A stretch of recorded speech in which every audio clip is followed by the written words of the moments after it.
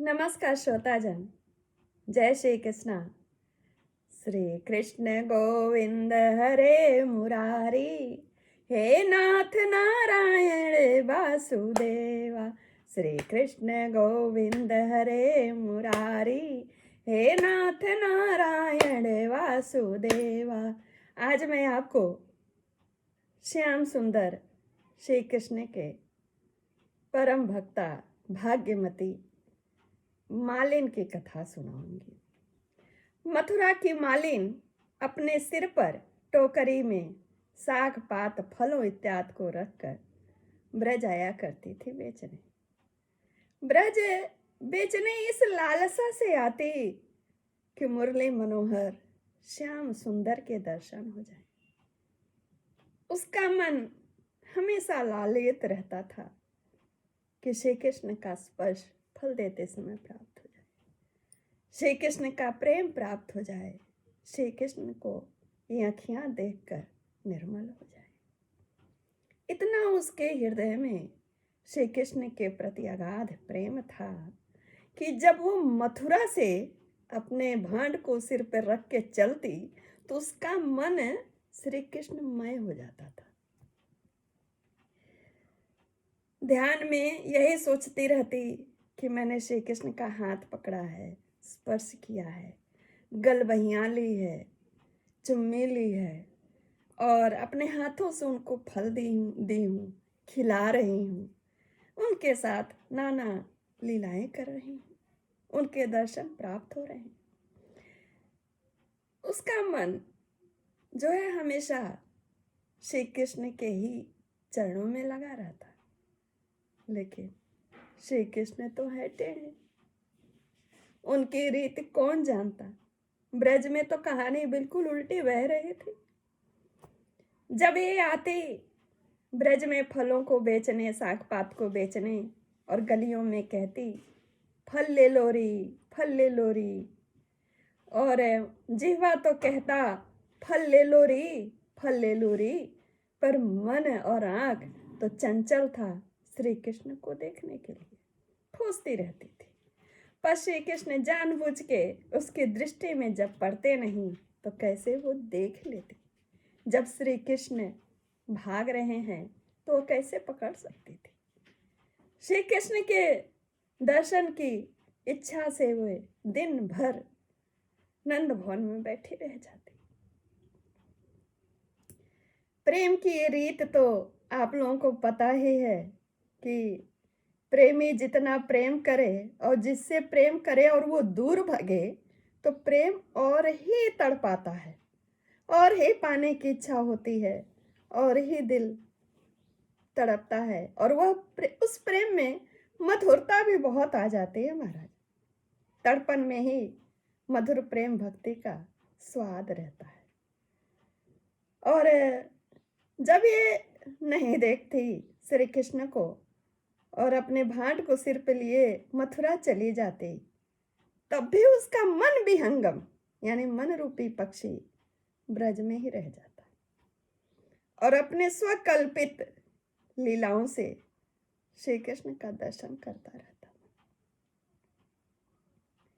एक दिन बीतता, दूसरा दिन बीतता, तीसरे दिन फिर आ जाती, फिर बोलती गलियों में ब्रज के फल ले लोरी, फल ले लोरी, और कान्हा फिर छिप जाते, उसकी दृष्टि में नहीं पड़ते। वो तड़प जाती श्याम सुंदर को देखने के लिए, मुरली मनोहर के अद्भुत छवि को, प्रेममय छवि को देखने के लिए तरसती रहती। उसका मन तड़पता कि जिस मकान में मैं रहता हूँ उस मकान को यानी इस शरीर को श्याम सुंदर का स्पर्श मिल जाए, स्पर्श रूपी सुख का स्वाद ले लो। नहीं मिलता, वापस चली आती। ऐसे ही दिनों दिन बीतते गए।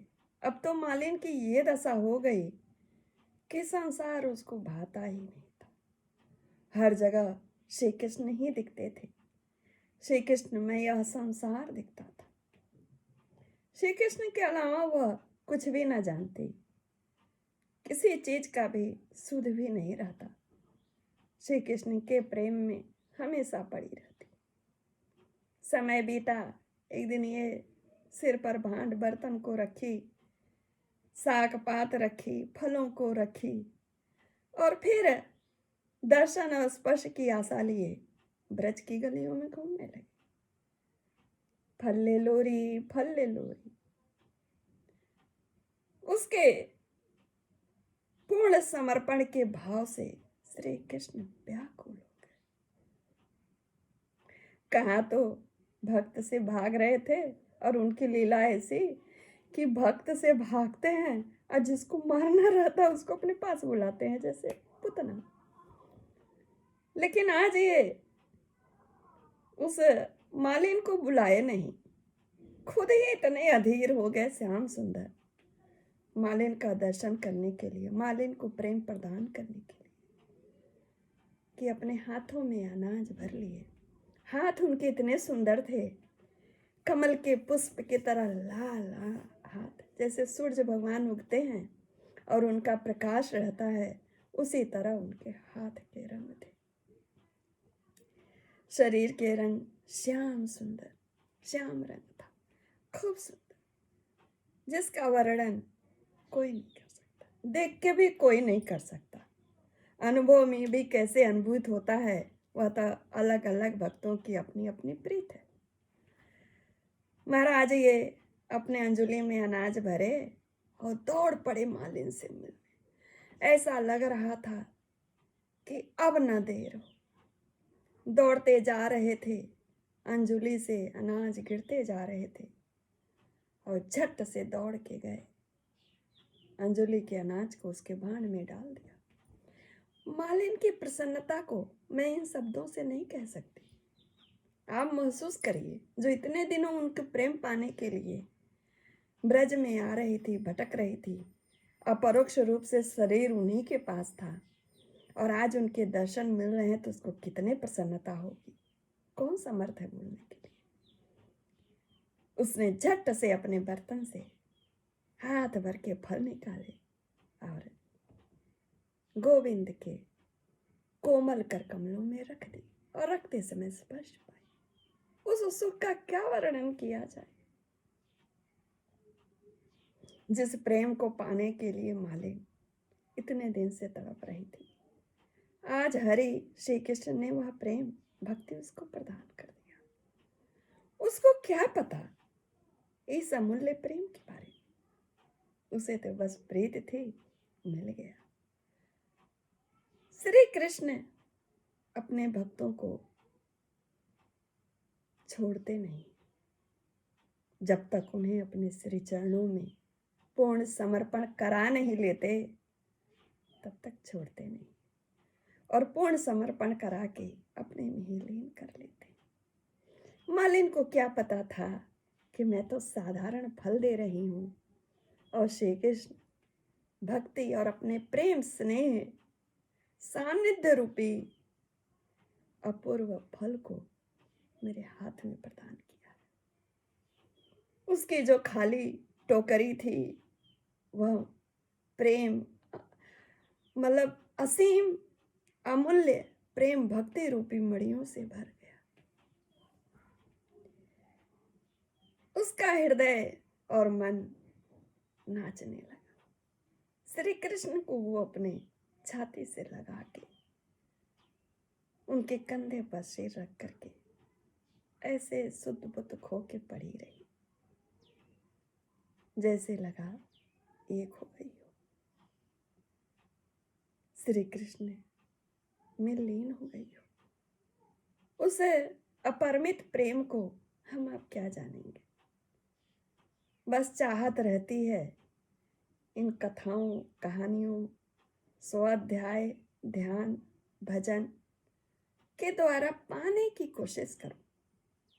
मालिन की तरह। मालिन तो पूर्ण हो गई अपने प्रेमी के प्रेम को पा करके। हम लोगों को भी पूर्ण होना चाहिए अपने अपने आराध्य देव के प्रेम को पा करके। हम भटक जाते हैं, आराध्य देव की तरफ तो चलते हैं, लेकिन सांसारिक बाधाओं में वहीं उलझ के रह जाती है। कैसे? माता स्वयं कहती है दुर्गा सप्तशती में, ओम ज्ञानी नाम चेतांसी देवी भगवती सा बलादा कृष्ण मोहाय महामाया प्रेक्षति। वो खुद ही माया हम लोग को जबरदस्ती माया में डाल देती। उन माया से ही अपने आराध्य देव ही बचाकर अपने श्री चरण में ले आते। लेकिन हमें अपनी पात्रता भी बना के रखनी पड़ती है और कोई कठिन नहीं है, सीधा सा है, निर्मल और सरल हो जाए। यही दो शब्द है, निर्मल और सरल, सहज, तीनों। लेकिन यही तो हम नहीं हो पाते, इतना सीधा भाव, और हम उसी को नहीं पाते। ईर्ष्या, क्रोध, घमंड, अहंकार, लोभ, मोह, इनमें आके घुस जाएंगे। ये कठिनतम चीज है, पर इनमें घुस जाएंगे, इन्हीं में पड़े रहेंगे और इन्हीं के हिसाब से भगवान से चाहत करेंगे। तो जब भगवान रहते हैं सहज, निर्मल और सरलता में, तो कोशिश करिए कि हम सहज बने, निर्मल बने, सरल बने, तो ईश्वर क्यों नहीं आएंगे। मैं भी ये बात बोल रही हूँ, लेकिन मुझे पता है कि ये पाना कितना कठिन है, लेकिन इतना संतोष है कि चली तो हूँ उस रास्ते पे, वही मेरे लिए बहुत है। कोशिश तो कर रही हूँ। जीवन में यदि सुख पाना है तो सहज, सरल और निर्मल बन जाएं, निश्चल बन जाएं, समझ सुख वैसे ही पा जाएंगे। भले ही क्षण मात्र अपने आराध्य को ध्यान करें, लेकिन इन गुणों को अपना लेंगे तो अपने आप आराध्य क्षण में ही आएंगे और जाएंगे थोड़ी ना। जब यहाँ हृदय में इतना सुंदर आसन है, सहजता, सरलता, निश्चलता, प्रेम का, तो क्यों आसन छोड़ के जाएंगे। आप नहीं भी याद करोगे तो भी वो डेरा डाल देंगे, क्योंकि उनको कोई कांटा तो लग नहीं रहा अहंकार क्रोध का, विषाद में कोई जल तो नहीं रहे आपके हृदय में। वो तो प्रसन्नता से उनका आसन है और उस आसन पे बैठ गए हैं, आपको बुलाने की भी जरूरत नहीं। तो हम ना करें पूजा पाठ, ना करें जप तप, लेकिन अगर अपने को सहज, सरल, निश्चल, प्रेममय बनाएं, दया में, त्याग में, तो हृदय रूपी आसन पर इस तरह के मसनंद लगे हैं तो हरि तो आएंगे ही पक्का। एकदम मैं स्टम्प पेपर पर दस्तखत करके बोलती हूँ, आ ही जाएंगे। ये कथा यहीं पूर्ण होती है महाराज। मैं बहुत छोटी गृहस्थन हूँ, मुझे ज्ञान भी नहीं है, लेकिन अब तक जो भी दुखों सुखों को भोग करके पाया है, तो यही पाया है कि सच में जो आनंद एक क्षण भी ईश्वर को ध्यान करने से प्राप्त होता है, उतना आनंद किसी चीज से नहीं मिलता है। पसंद आए तो कथा को देखिए, चैनल को सब्सक्राइब करिए, लाइक करिए, कमेंट्स शेयर करिए। मुझे प्रसन्नता होती है कि शुभ शुभ विषयों पर आपसे जुड़ूं और आपके शुभ शुभ विषयों से मैं जुड़ूं। नमस्कार, धन्यवाद।